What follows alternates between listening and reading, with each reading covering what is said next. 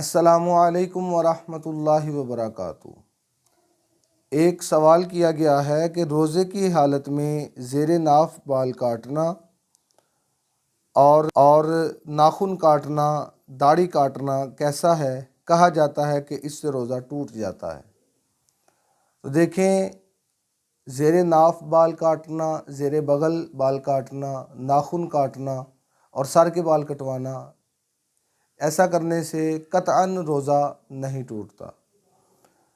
اور ہمارے معاشرے میں یہ غلط فہمی پائی جاتی ہے کہ لوگ کہتے ہیں کہ سارے جسم کا روزہ ہوتا ہے، لہٰذا ناخنوں کا بھی روزہ ہے، بالوں کا بھی روزہ ہے اور نہ بال کاٹے جائیں۔ تو دیکھیں، روزہ جو ہے وہ صبح سے لے کر شام تک اپنے آپ کو کھانے پینے سے اور اجماع سے روکنے کا نام ہے روزہ ہے۔ اور یہ نہیں کہ اس میں بال نہیں کٹوا سکتے یا ناخن نہیں کاٹ سکتے، یہ سب کچھ کاٹ سکتے ہیں، ایسا کرنا بالکل جائز ہے۔ لیکن ایک بات ہے کہ آپ اگر روزے میں ہیں یا روزے کے علاوہ ہیں، جو داڑھی ہے، نبی کریم علیہ السلام کی سنت مبارکہ ہے، داڑھی کو جو کٹوانا یہ درست عمل نہیں ہے، ایسا کرنے سے یہ کرنا حرام ہے، ایسا کرنے سے بندہ گنہگار ہوتا ہے۔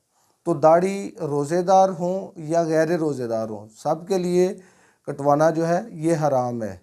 اور داڑھی کتنی ہونی چاہیے؟ ایک مٹھی پر داڑھی ہونی چاہیے۔ بعض احباب داڑھی تو رکھتے ہیں لیکن وہ چھوٹی چھوٹی کروا دیتے ہیں، ٹھیک ہے، صرف معلوم ہو کہ انہوں نے داڑھی رکھی ہے، تو اتنی بھی داڑھی کٹوانا یہ حرام ہے۔ ایک مٹھی سے زیادہ داڑھی ہو تو اس سے زائد، جو ایک مٹھی سے زائد ہے، اس کو کٹوانا یہ جائز ہے۔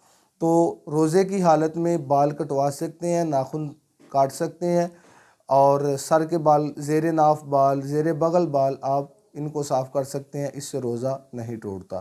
تو امید ہے آپ کو اس مسئلے کی بخوبی سمجھ آ چکی ہوگی۔ اللہ کریم کی بارگاہ میں دعا ہے اللہ رب العزت شرعی مسائل کو سیکھ کر، سمجھ کر ان پر عمل کرنے کی توفیق عطا فرمائے۔